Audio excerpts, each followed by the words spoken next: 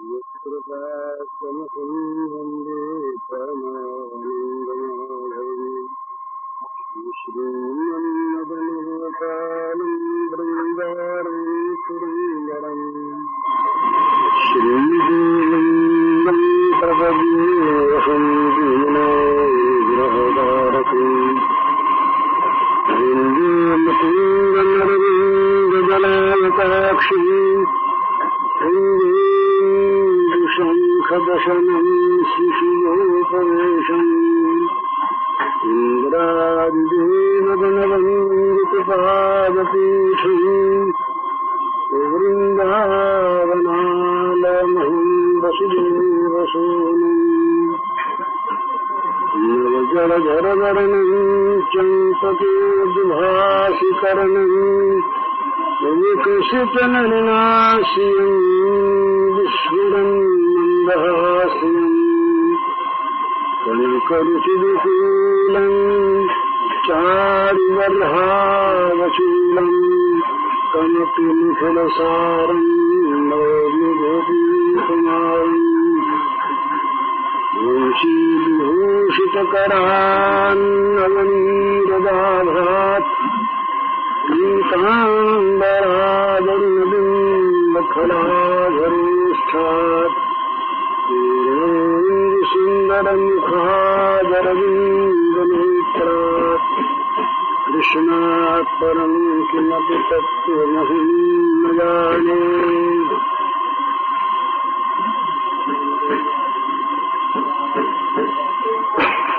भगवान श्याम सुंदर सच्चिदानंद घन विग्रह के जन्म का महोत्सव हम लोगों ने कल मनाया। भगवान का महोत्सव मनाने वाले धन्य होते हैं, महोत्सव से उनकी तो शोभा नहीं बढ़ती।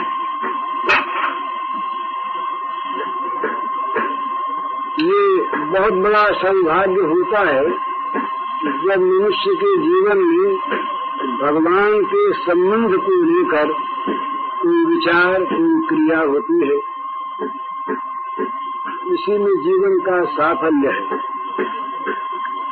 तो कल ये बात हुई थी कि भगवान देवकी के गर्भ में नहीं आए।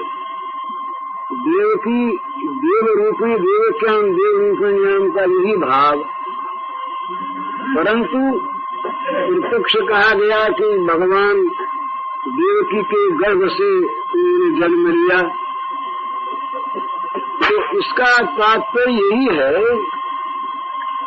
कि अपने वात्सल्य प्रेम पूर्ण जो पिता माता के रूप में संतान मानकर भगवान का लालन पालन करना चाहते थे वसुदेव देवकी, और जिन्होंने वरदान मांगा था पहले, उनके मनोरथ को पूर्ण करने के लिए भक्तवांछा कल्पतरु भगवान की अचिंत माया शक्ति ने गर्भ के लक्षण पैदा कर दिए। और विलक्षण बालक के उत्पन्न गुण दिखने पर भी देवकी ने समझा कि मेरे ही गर्भ से पैदा हुआ। किसी के गर्भ से आज तक ऐसा बालक पैदा हुआ हो जगत के इतिहास में तो नहीं मिलता। अद्भुत बालक। तो इस प्रकार के बालक को देखकर भी देवकी ने, वसुदेव जी ने यही समझा कि ये बालक हमारे घर में देवकी के गर्भ से पैदा हुआ है। तो ऐसा बालक था। सुखदेव जी ने भी गर्भ का नाम लेकर बालक के उस समय के स्वरूप का वर्णन करके दिखला दिया। इस प्रकार का बालक गर्भ से पैदा नहीं हो सकता। तमद्भुतम बालकमंबुजे क्षणम चतुर्भुजम शंख गदाजुरायुधम श्रीवत्स लक्ष्मण गलशौभि कौस्तुभम पीताम्बरं सान्द्र पयोध सौभगम्। महारवैदूर्य किरीट कुण्डलत्विषापरिष्वक् सहस्र कुन्तलम् उद्दाम काञ्चङ्गदकम् कनादिविरोचमान वसुदेव ऐक्षता। वसुदेव जी ने देखा। क्या देखा वसुदेव जी ने?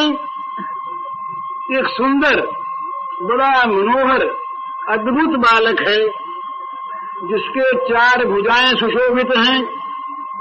भुजाओं में शंख चक्र गदा पद्म हैं, जिसके वक्षस्थल पर श्रीवत्स का चिन्ह है, जो पीतांबर पहने हुए है, जिसके गले में कौस्तुभ मणि शोभायमान है, जो सजल जलद श्यामल सुंदर कांतिधारी हैं,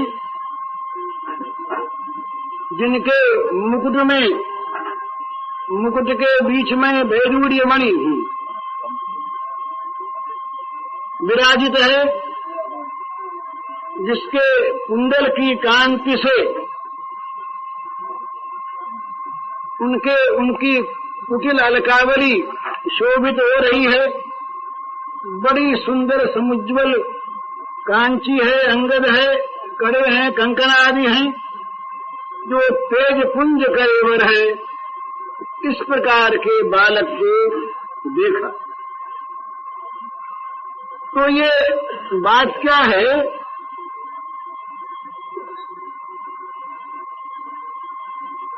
भगवान जिस रूप में जो भगवान को देखना चाहता है, जिस रूप में जो भगवान को प्राप्त करना चाहता है, जिस रूप में जो भगवान का चिंतन करता है, यद्यधिया चौरुगाय विभावयंती तत्त बपु प्रणय से सर्वनुग्रहाय।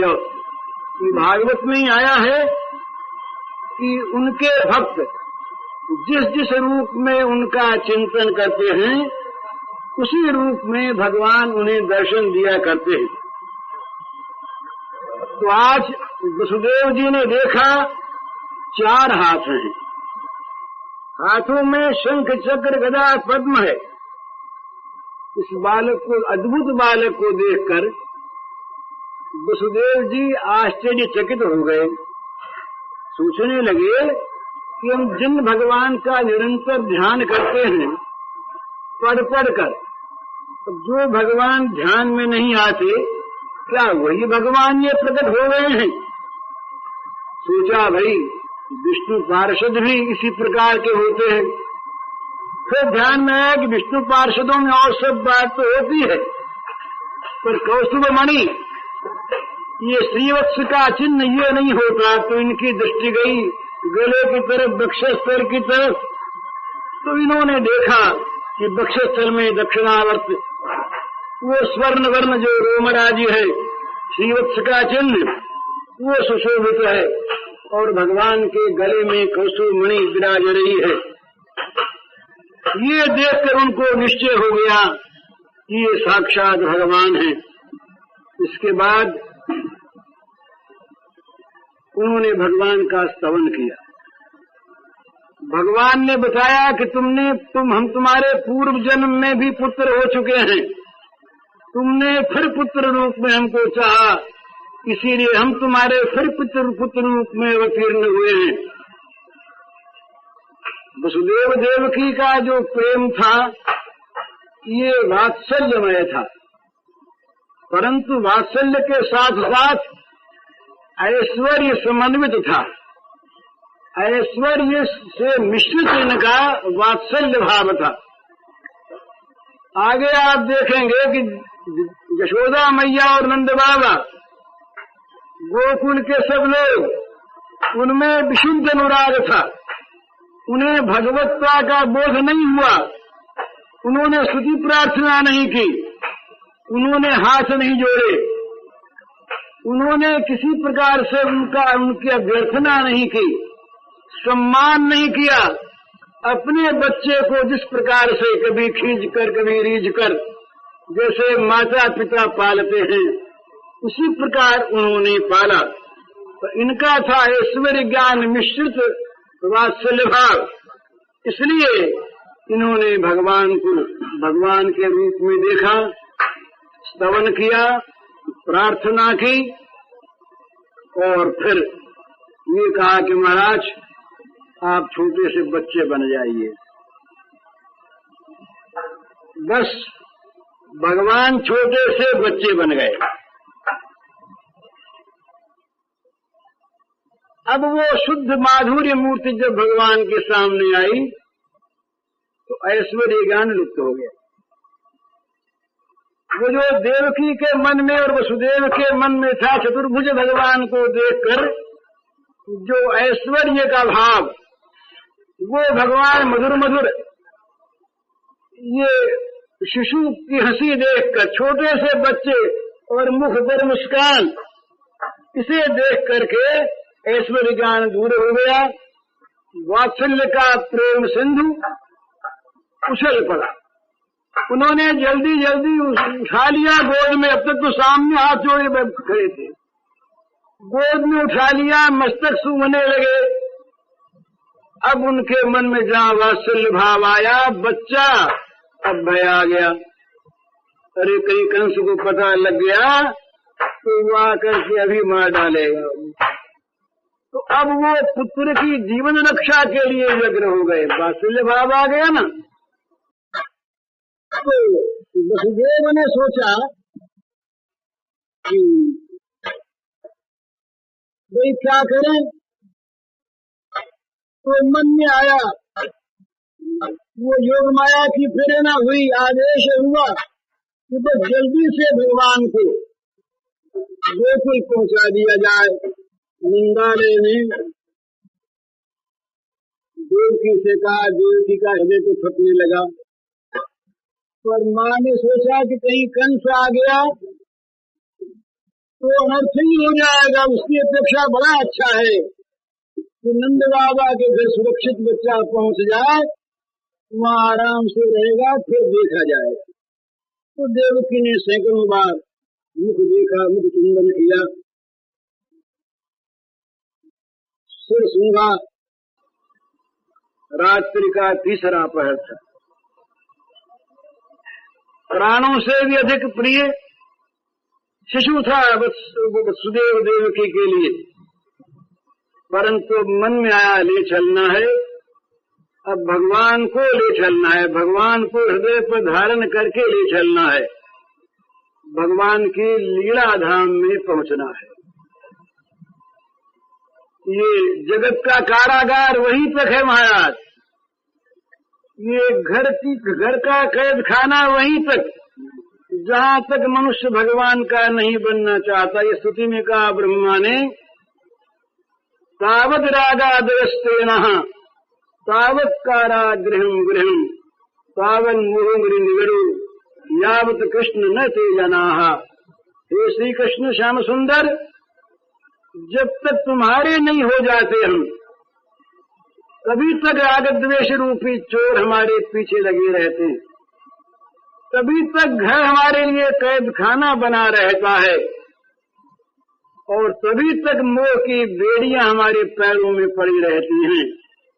जहां भगवान को अपने मन में हम लाए, जहां भगवान के बने, ये तमाम बेड़ियां कट जाती हैं, ये कैद खाना मिट जाता है, मंदिर बन जाता है। फिर भगवान का राग द्वेष रूपी चोर भाग जाते हैं। तो जहां श्री कृष्ण को ले जाने के लिए, भगवान के लीला धाम में पहुंचने के लिए उनके मन में बात आई, बस तत्काल हाथों की हथकड़ियां और पैरों की बेड़ियां खुल गईं, अपने आप खुल गईं। वसुदेव जी की हथकड़ी बेड़ी उसी समय खुल गई। अब भगवान की योग माया ने सारा काम किया, और अब देखा कि भाई जाए कैसे, तो किवाड़ खुल गए। और भगवान की योग माया शक्ति ने ये किया कि सारे केवल प्रहरियों की नहीं, मथुरा के समस्त मनुष्यों की जो सर्वेंद्रीय शक्तियां हैं वे सब विलुप्त हो गई। कोई जाग न जाग, किसी को जाग के देख ले, किसी को पता लग जाए तो सभी सब के सब द्वार पर बाहर घरों में निस्तब्धता छा गई। सभी माया निद्रा से अभिभूत हो गए। ये माया भगवान की लीला क्या करती है? भगवान के अनुगत होकर काम करती है। तो वसुदेव को बस अब ये सुविधा मिल गया। वो नंदालय में जाने की इच्छा करते ही श्री कृष्ण की माया से सारे मथुरावासी मोहित हो गए। भगवान की माया दो काम करती है। जो बहिर्मुख जीव हैं उनका मोहन करती है और भगवान के लीला संपादन का कार्य करती है। तो लीला शक्ति ने और माया शक्ति ने दोनों ने ही काम किया, सेवा की। शक्तियां सेवा करने के लिए। तो बस ये बाहर निकलने लगे तो कहते हैं भाई ठीक बात है। श्री कृष्ण को हृदय पर धारण करके जो आदमी चलना चाहता है उसके सारे बंधन अपने आप कट जाते हैं। बंधन काटने का प्रयास करने वाले तो निराश होते हैं। अपने उद्यम से, अपने पुरुषार्थ से, अपने बल से जो भवबंधन को काटना चाहते हैं वे तो बहुत अधिक रूप में निराश होते हैं। पर जो भगवान को हृदय पर धारण कर लेते हैं बस उनके बंधन अपने आप टूट जाते हैं। उनको बंधन काटने के लिए कोई प्रयत्न नहीं करना पड़ता। परंतु जिन्होंने श्री कृष्ण को हृदय में धारण नहीं किया, जो केवल भोगों को मन में रखे हुए हैं, वे लोग 1000 चेष्टा करें, लाख प्रयत्न करें तो वे बंधन से मुक्त नहीं हो सकते। बस माया की वो सांकल उनके गले में पड़ी रहती है, उनके हाथ बंधे रहते हैं, उनके पैर बंधे रहते हैं और काम आदि ये सब पहरा देते हैं, वहां पर नहीं जाने देते। तो इसीलिए माया मुग्ध जीव अपने पुरुषार्थ से नहीं आगे बढ़ सकता। लेकिन वसुदेव जी की भांति जो श्री कृष्ण को हृदय में धारण करके ब्रज के पथ पर, ब्रजमाने भगवान की लीला भूमि, भगवान के माधुर्य का नित्य निवास जहाँ पर है उसका नाम ब्रज है। ब्रज में भगवान के माधुर्य के अतिरिक्त और कुछ भी नहीं है, ऐसा जो है वही ब्रज है। तो इस ब्रज के पथ पर जो चल पड़ा भगवान को हृदय में धारण करके वसुदेव जी की भांति बिना चेष्टा के उसके माया मोह के सारे श्रृंखल टूट जाते हैं। काम क्रोध आदि जितने पहरी हैं, पहरेदार सब सो जाते हैं। कामना वासना के किवाड़ खुल जाते हैं। बिना चेष्टा से संसार की मृत्यु हो जाती है। वसुदेव ने भगवान को उठाया तो भगवान ने इशारा किया कि जगत के जीवो देखो, अगर तुम्हें मुक्त होना है काम क्रोध के पहरे से, अगर तुम्हें वासना कामना की बेड़ियों से मुक्त होना है, अगर तुमको अज्ञान के कपाट खोलने हैं तो बस वसुदेव की भांति मुझे हृदय में धारण करके मेरे ब्रज की तरफ चल पड़ो। संसार से मुंह मोड़कर मेरी तरफ चल पड़ो। अपने आप बेड़ियां टूटेंगी, हथकड़ियां टूटेंगी, कपाट खुल जाएंगे, प्रहरी सो जाएंगे। तो वसुदेव महाराज श्री कृष्ण को हृदय पर धारण किए हुए चुपचाप, अब वात्सल्य भाव है ना उनके मन में भय कि कहीं जरा सा खड़का भी हो गया और कोई जाग गया तो खबर हो जाएगी, कल से को पकड़ लेगा। तो धीरे धीरे वे राजमार्ग पर आगे बढ़ने लगे। श्री कृष्ण अपराकृत परमानंद घन विग्रह हैं, उनको अपने वक्षस्थल पर धारण करके ये जा रहे हैं। कोई क्लेश नहीं, जहाँ केवल आनंद का सिंधु ही लहराता हो, वहाँ निरानंद की तो कोई कल्पना नहीं होती। तो वो प्रतिपद पर एक एक पॉइंट पर वो मानो आनंद सिंधु में डूबे उतराने लगे। आनंद ही आनंद। बहिर्मुख जी, हम लोग अभिमान का बोझ लेकर संसार के मार्ग पर चलते हैं, इसलिए पद पद पर हमें दुख भोगना पड़ता है। हम कहते हैं बड़ी अशांति है, हमारा दुख जाता नहीं। चाहते हैं दुख मिट जाए, चाहते हैं अशांति मिट जाए, चाहते हैं सुख शांति हो जाए, पर क्या करें, होती नहीं। तो भगवान मानो वसुदेव के वक्षस्थल पर विराजित होकर कह रहे हैं कि देखो वसुदेव को, उसने मुझको हृदय में धारण किया और मेरी ओर चल पड़ा, तो बस सारा दुख, सारी अशांति, सारा मोह दूर हो गया, सारे दुखों का अवसान हो गया। तो वसुदेव का अनुकरण करो, वसुदेव की भांति हृदय में धारण करके मुझको तुम मेरी ओर चल पड़ो, तो अपने आप शांति, अपने आप सुख, अपने आप हो जाएगा सारा का सारा दुख का नाश। परंतु अगर अभिमान का बोझ लेकर, केवल भोग की कामना वासना को लेकर अगर तुम सुख की, शांति की खोज में रहोगे, तो कभी मिलने की नहीं है, मिलेगी नहीं, है नहीं, होगी नहीं। तो वसुदेव जी महाराज ले चले, तो कहते हैं कि भगवान नित्य लीला विलासी, वो सारे प्रपंच में रहते हुए भी प्रपंच से सुदूर सुगुप्त अप्रपंच धाम में, जहाँ पर यहाँ के सूर्य चंद्रमा का प्रकाश नहीं होता, तद्धाम परमम मम, वहाँ नित्य लीला विलासी रूप में रहते हैं। और वो आकर भी अब तक वात्सल्य प्रेमवती देवकी के हृदय में गुप्त रहे। इसके बाद अवतीर्ण हुए तो कंस के कारागार में, जहाँ लोहे के किवाड़ लगे पहरा दे रहे राक्षस, उसमें छिपे रहे कि कोई उनका दर्शन नहीं कर पाए। वसुदेव उनको लेकर कैद खाने से बाहर निकले, परंतु मथुरावासी सब के सब माया की नींद में सो गए, इसीलिए मायातीत धाम वस्तु का उनको दर्शन नहीं हुआ। वसुदेव जब भगवान को लेकर मथुरा के राजमार्ग पर आए,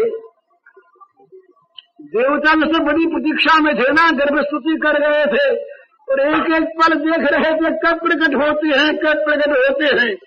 तो ये जब प्रकट हुए तो ब्रह्मा, शिव, इंद्र आदि समस्त देवता आकाश मार्ग में आकर वात्सल्य प्रेमवान भक्त के हृदय पर बैठे हुए भक्ताधीन भगवान की बालक मूर्ति का दर्शन करने लगे।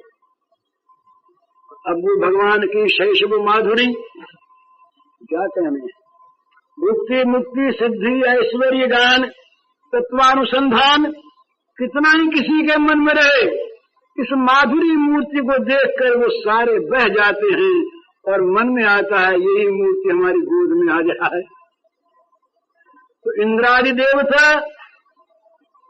असीम ऐश्वर्य और अनंत माधुरी के निकेतन श्री गोविंद का प्रेम नहीं चाहते, तो ऐश्वर्य के ग्राहक हैं बेचारे।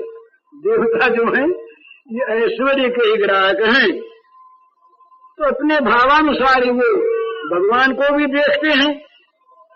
तो उनके मन में ये नहीं आया कि ये भगवान लीला बिहारी बालक हैं, परंतु जब उनके स्वरूप को देखा, उनका भी ऐश्वर्य ज्ञान विलुप्त होने लगा। अब उनके मन में भी ये आ गया कि ये बालक है। तो कहीं कोई पहरेदार जाग गया और कहीं किसी मथुरावासी को पता लग गया और कहीं उसने जाकर कंस से कह दिया तो कंस आकर के न मालूम क्या करेगा। इंद्र ने भी ये सोचा, ब्रह्मा ने ये सोचा, तो भगवान के शैशव का जो माधुर्य था उससे जिस प्रकार मथुरावासी माया मुग्ध, उसी प्रकार इंद्र भी मुग्ध हो गए। इंद्र ने देखा कि क्या करें, ये तो चल तो रहे हैं, बड़े डरते हुए जा रहे हैं, कहीं कहीं किसी प्रकार शब्द न हो जाए। तो इंद्र ने सोचा कि एक काम करें, जरा वर्षा कर दें जोर की। इतनी वर्षा हो कि घर से बाहर कोई निकल ही न सके, तो सब अपने अपने घरों में घुसे रहेंगे और ये निर्विघ्न पहुंच जाएंगे, इनको तो कुछ होगा नहीं। तो इंद्र ने आज्ञा दी मेघों को कि भाई तुम लोग जाओ, श्याम सुंदर का रूप धारण करके जाओ, तुम्हारी मौज है आज तो तुम्हारी वर्ण को लेकर भगवान प्रकट हो रहे हैं। तो घन कृष्ण वर्ण मेघों को ये आज्ञा दी कि जाओ भाई मंद मंद गर्जन करो, और सौदामिनी से बिजली से कहा कि देखो तुम रास्ता दिखाती रहो, बीच बीच में चमक चमक कर मसाल का काम, लालटेन का काम करो। तो बस श्री कृष्ण को लेकर अंधेरे में अग्रसर हो रहे थे, आगे बढ़ रहे थे। तो बिजली अपना काम, बिजली ने सोचा कि आज तो निहाल हो गई। अरे श्री कृष्ण के भक्त को पथ दिखाना है, इससे बढ़कर बिजली के जीवन में कभी आज तक सौभाग्य नहीं हुआ। बिजली के अधिष्ठात्री देवता है, प्रसन्न हो गए कि आज तो अनंत काल में जो फल नहीं मिला वो आज मिल गया। बिजली चमक चमक रहा, ऐसा नहीं कि कुछ चकाचौंध उत्पन्न कर दे, नई बिजली चमकी आज। हमेशा बिजली जब गूंजती है तो आंख में झुलस जाती है, आज नहीं, बिजली प्यारी लगे, बिजली चमके, प्रकाश हो जाए और आंख मूंदे नहीं।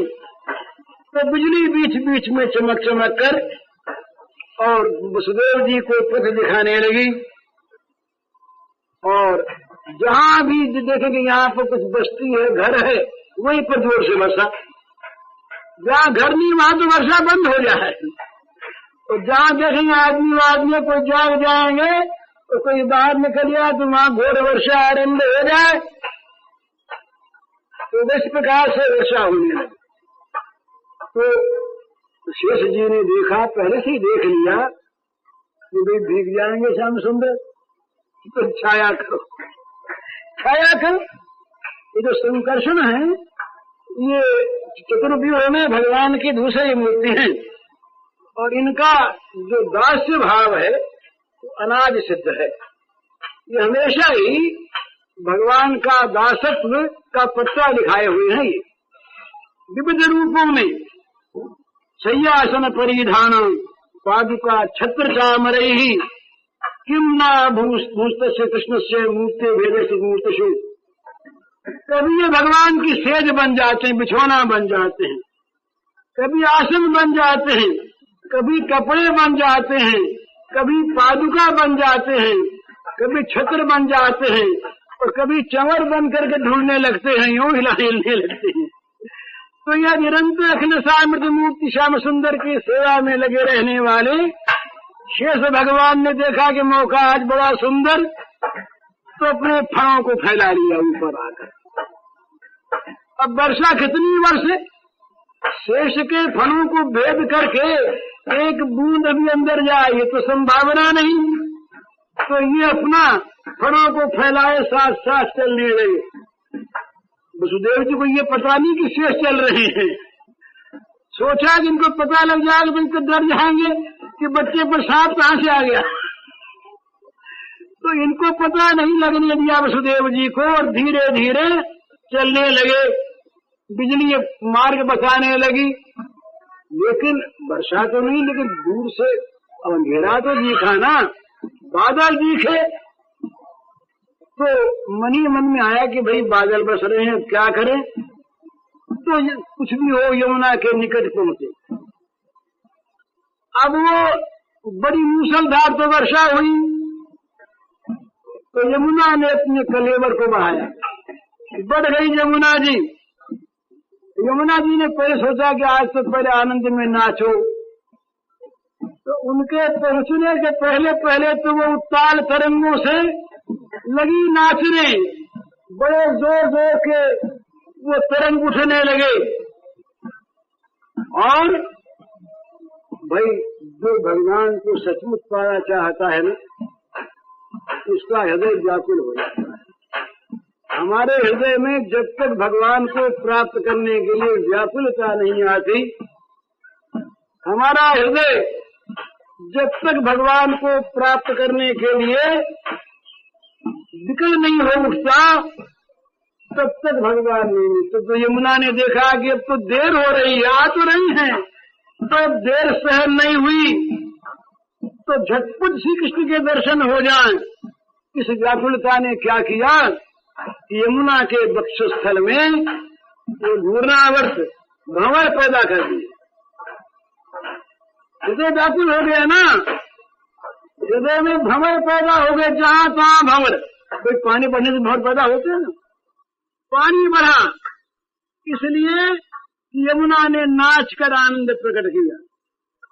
भंवर आए इसलिए कि भगवान को पता लग जाए कि यमुना व्याकुल हो रही है, जल्दी आओ, अब देर सहन नहीं होती।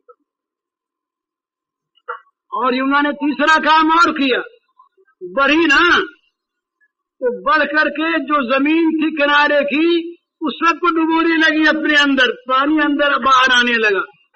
इसका मतलब ये है कि फैल करके जल्दी से पास पहुंच जाए। अरे उनको आने में देर लग, हम ही पहुंचे जल्दी से। तो तटभूमि को, किनारे की जमीन को डुबोती हुई यमुना जी भगवान के निकटवर्तिनी होने लगी। कैसे, किसी प्रकार से जल्दी प्राप्त हो। मेघों ने देखा कि बात तो सब ठीक हो गई, सेवा तो हमने की, लेकिन हमारा जो जल है या चरण स्पर्श कर ले तो बड़ा अच्छा है। उनका ऐसे तो कैसे स्पर्श करे, अब ये तो ऊपर उठाए हुए हैं चरणों का स्पर्श, और ये थन लगा दिए उसने शेषनाग ने, तो कैसे स्पर्श हो। तो मेघों ने विचार किया कि भाई एक काम करो, जरा दूर दूर बरस करके नाले बना दो, और नालों में बह करके यमुना में जा मिले हम जल्दी से। तो यमुना के भक्त के साथ बिना मिले दर्शन नहीं होते। तो इन जलों ने देखा कि हमारा सौभाग्य इस प्रकार से आज उदय होगा, हम जोर से बरस बरस करके और नाले के रूप में बहकर यमुना में जा मिलेंगे। तो जगह जगह से नाले आकर यमुना में गिरने लगे। अब यमुना का स्वरूप और भी भीषण हो गया। ये प्रकट हो गया कि ये देवी जी यमानुजाई हैं, यम की अनुजा हैं आज ये। वसुदेव जी महाराज आप पहुंचे किनारे पर। अब वो अगणित तरंगराशि लहरें आ करके वसुदेव जी के चरणों पर गिरने लगी। अब यमुना जी जो है वो नाच रही थी, अब गान करने लगी। बड़ी सुंदर लहरों की ध्वनि उठने लगी। और यमुना जी ने सोचा कि आज इसका समाचार दे देना है जल्दी से अपने स्वामी को। नदी का स्वामी समुद्र, तो यमुना जी की धारा समुद्र की तरफ बही, बड़े जोर से कह रहे उनको भी समाचार दे दे कि आज ये सौभाग्य उदय। वसुदेव चमकित हो गए, देखा भीषण तरंगे उछल रही हैं यमुना में, घन अंधकार है, घोर रजनी है, मेघ गरज रहे हैं और मिट्टी कट कट कर किनारे की यमुना में गिर रही है। कहीं नाव नहीं, कहीं खेलने वाला नहीं, कौन ले जाए।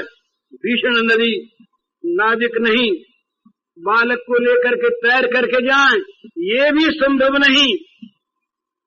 जब इस प्रकार मन में आया अरे जिसने वहां के किवाड़ खोल दिए, पहरेदारों को सुला दिया, गरीब बेड़ियां जिससे कट गई, और उससे क्या यहाँ का कोई काम बाकी रहेगा?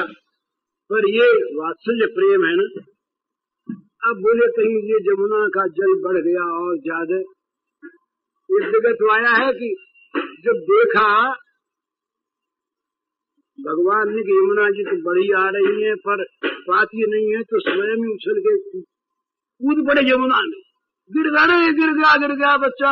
वसुदेव जी व्याकुल हो गए, यमुना जी नीची हो गई, अब तो काम बढ़ गया। तो बच्चा खेल यमुना में खेलता, उसको उठा लिया, ऐसा गिरा था। तो ये वात्सल्य प्रेम का भाव सोचा कि अब क्या करें, किस प्रकार से ये बच्चे को बचावें। वात्सल्य प्रेम की बड़ी बड़ी महिमा है। कहते हैं कि जिनके सुंदर दो चरण ये भवसागर से पार कर देंगे के लिए सुदृढ़ नौका, जो स्वयं भवसागर के नाविक हैं, तो पार कर देते, पार ही कर देते। इनके चरणों का आश्रय करने वाले के लिए भवसागर सूख जाता है।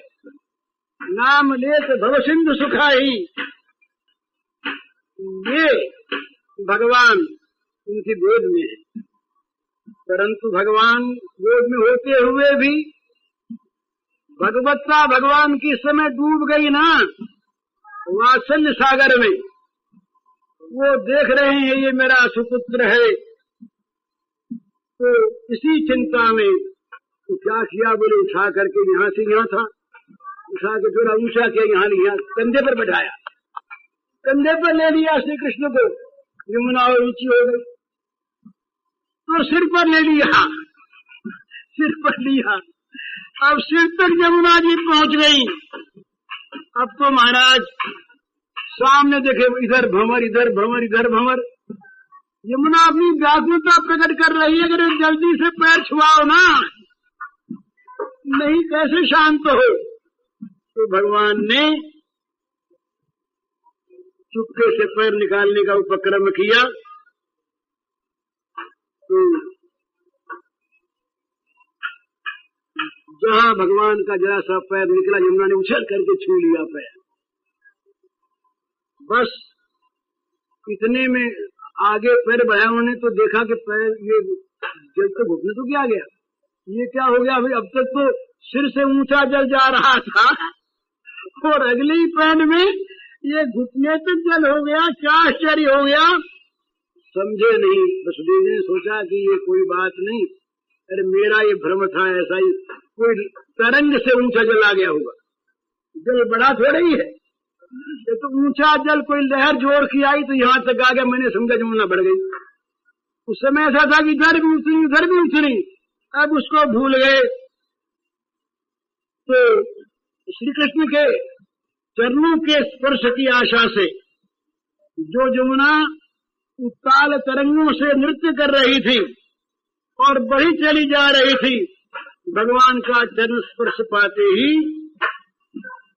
शांत हो गया। और यही ठीक है महाराज, जब तक भगवान का चरण स्पर्श नहीं होता तब तक अभिमान स्फीत होता चला जाता है, बढ़ा चला जाता है, कहीं उसमें निश्चलता नहीं आती, शांति नहीं आती।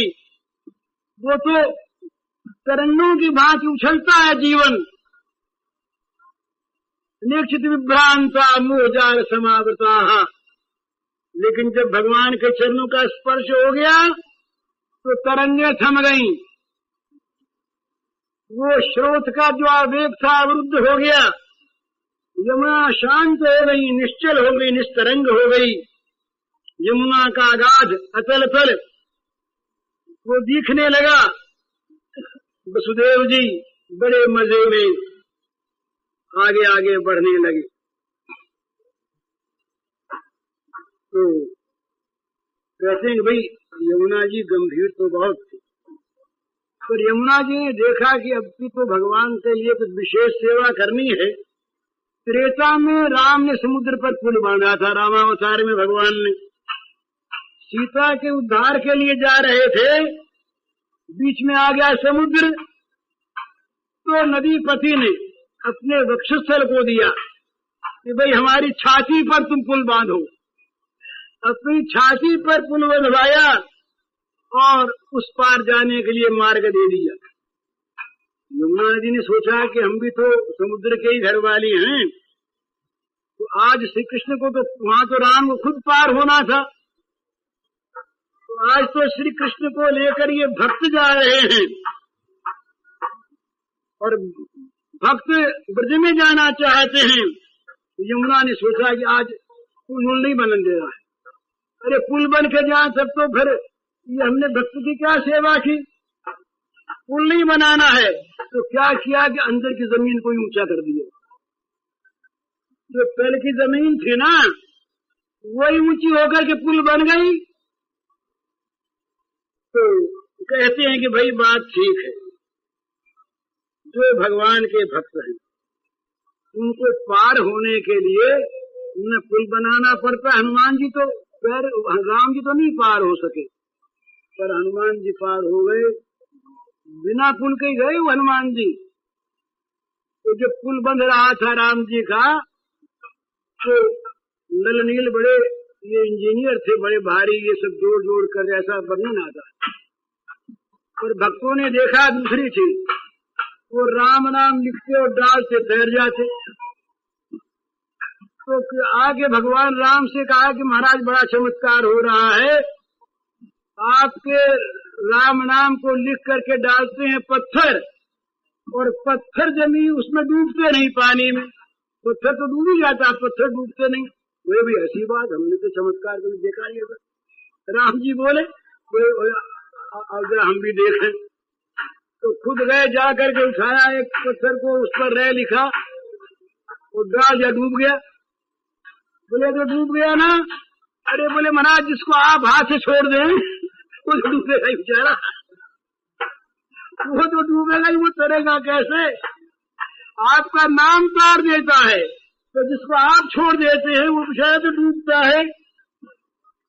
तो ये भगवान के भक्त जो है ना, इनको भगवान हाथ में रखते, ये डूबते नहीं, इनके लिए सारी सुविधाएं अपने आप हो जाती। तो यमुना जी ने देखा कि आज पुल वुल नहीं बनाना है, आज तो अपनी पुल बन जाना है। तो अपने अंदर की भूमि को यमुना जी ने ऊंचा कर दिया, समुद्र पार हो गए। तो भाई अगर पार होना है तो अपने को भगवान के हाथ में सौंप दो और भगवान को अपने वक्षस्थल पर बैठा लो, फिर चलो, सारे विघ्न अपने आप हट जाएंगे। गर्भ सुधा रिपुख मिठाई, गोपद सिंधु नल शीतलाई।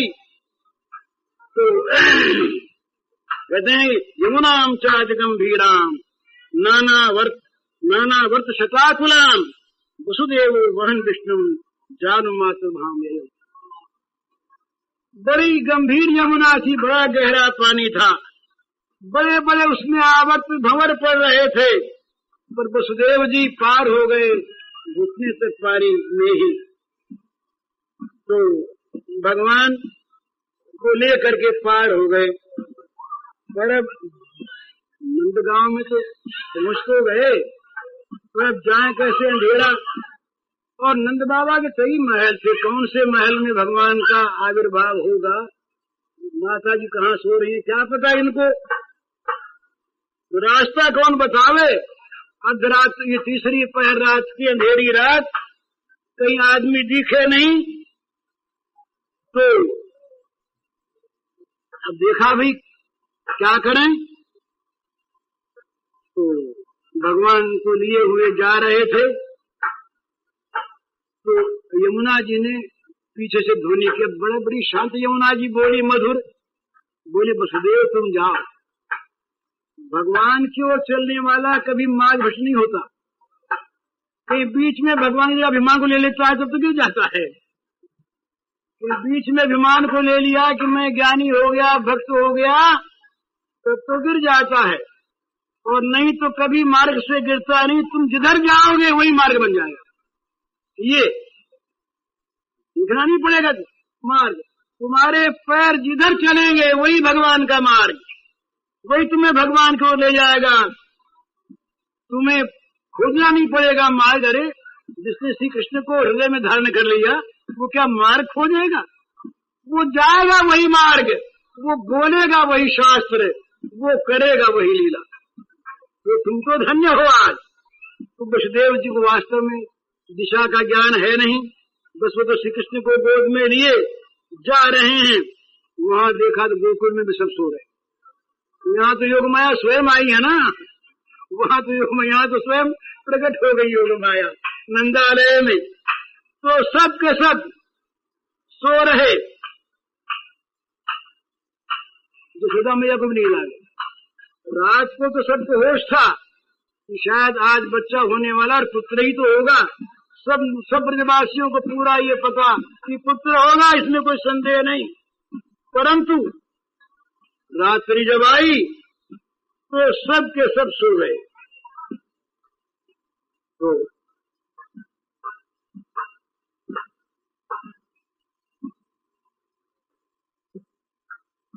यशोदा मैया रात को तो जागती थी, शाम को तो फिर ये भी सो गई। अब योग माया ने तो योगी माया नहीं ठहरी ना, सबको मोहित कर दिया। उनको मालूम भी नहीं हुआ कि योग माया जी प्रकट हुई। योग माया जी बस बिजली की सी उसकी शक्ल, वो अपनी आकर के बगल में सो गई। योग माया सो रही हैं। ये पहुंचे, थोड़ा सा रात्रि का शेष है, वसुदेव जी को लौटना है। सारी व्यवस्था योग माया ने अपने आप कर दी और ये श्री कृष्ण को लेकर के अंदर गए। यहाँ भी किवाड़ सब खुले और जिधर पैर जाओ वही रास्ता, ये तो बात हो ही गई। तो सीधे ये पहुंच गए अंतपुर में नंद बाबा के, और वहां देखा तो मैया तो सो रही है। तो एक विद्युत वर्णी जिसका बिजली का सा वर्ण है, ऐसी एक बालिका लेट रही है। उसके अंदर छटा से अंग की कांति से सारा सूतिकागार प्रसव गृह चमक रहा है, रोकित हो रहा है, मानो किसी की बाट देख रहा है। कोई आ रहा है, मानो किसी को बुलाने के लिए किवाड़ खुला रखा है और किसी की प्रतीक्षा करता हो। इस प्रकार से वो हो गया। दाई वाई सब सो गई।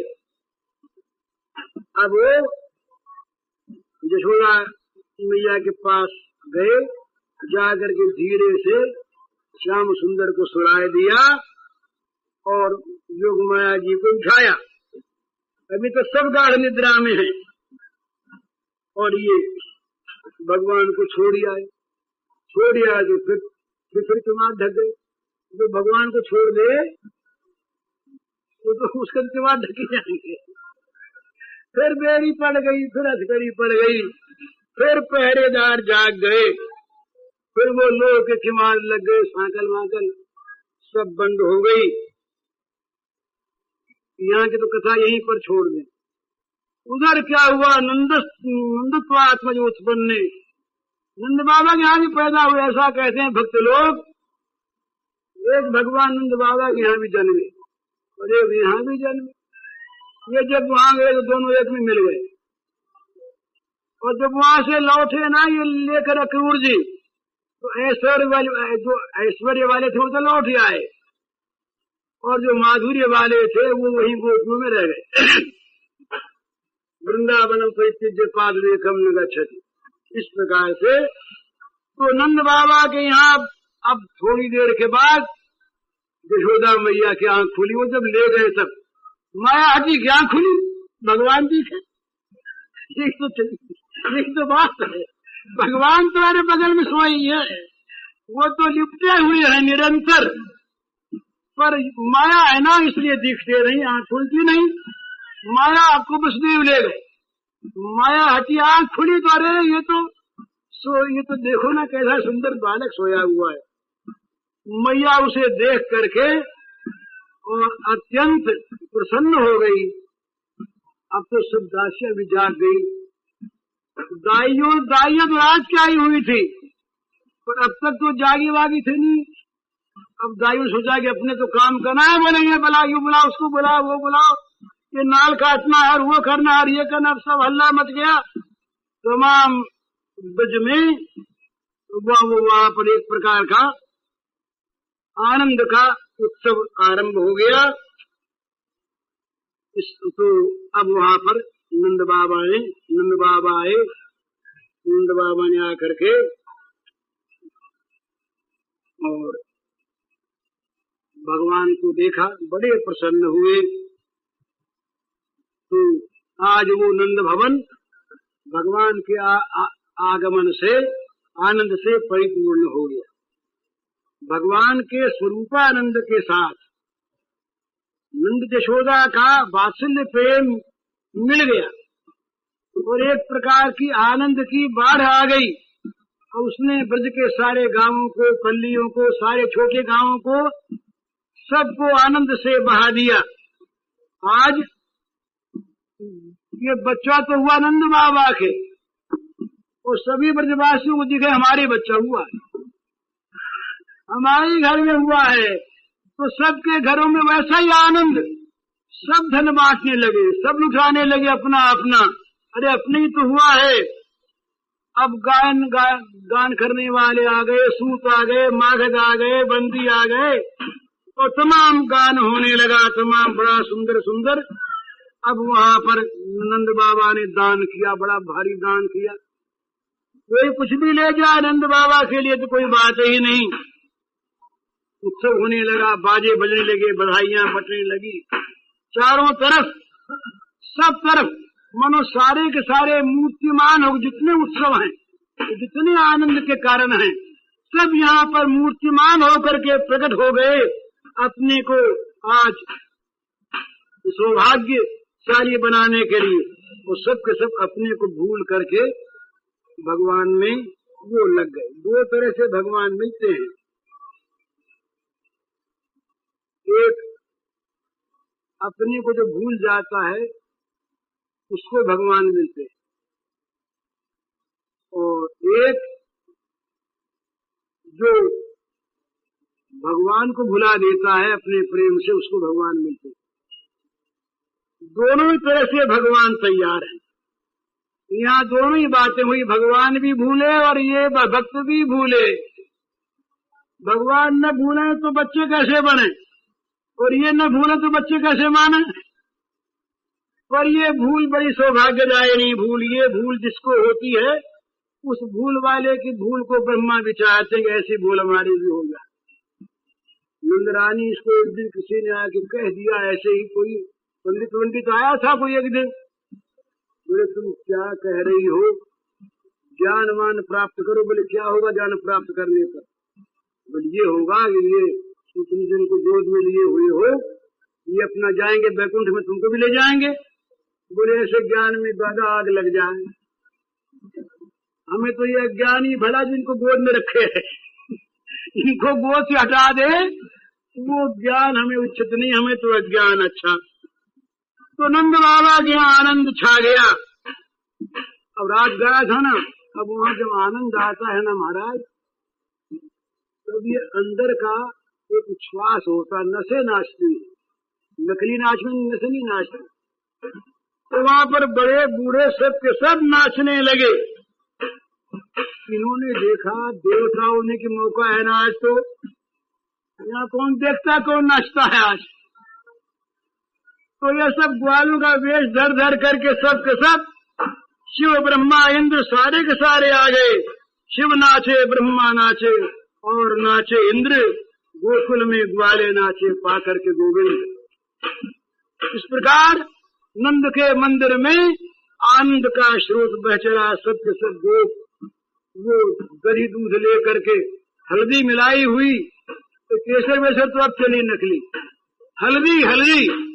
हल्दी मिला करके दही में और दूध मिलाकर कुमकुम मिलाया, उसमें कुमकुम मिलाया, गोलोचन मिलाया और ले करके सब भर भर के खानी और श्रृंगार किया। अब श्रृंगार करने में देर लगे तो बोले चलो ऐसे ही आधे ही सही। अरे बोले हमने नहीं किया तो कोई बात नहीं, वहां तो सारा श्रृंगार ही श्रृंगार है।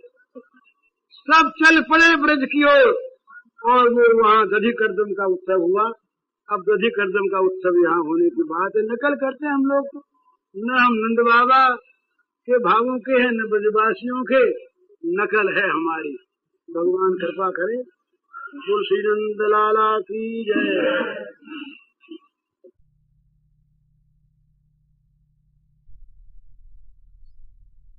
पूज्य श्री भाई जी के इस प्रवचन का कैसेट संख्या है 37 और शीर्षक है जन्माष्टमी के दूसरे दिन का प्रवचन संवत 2017।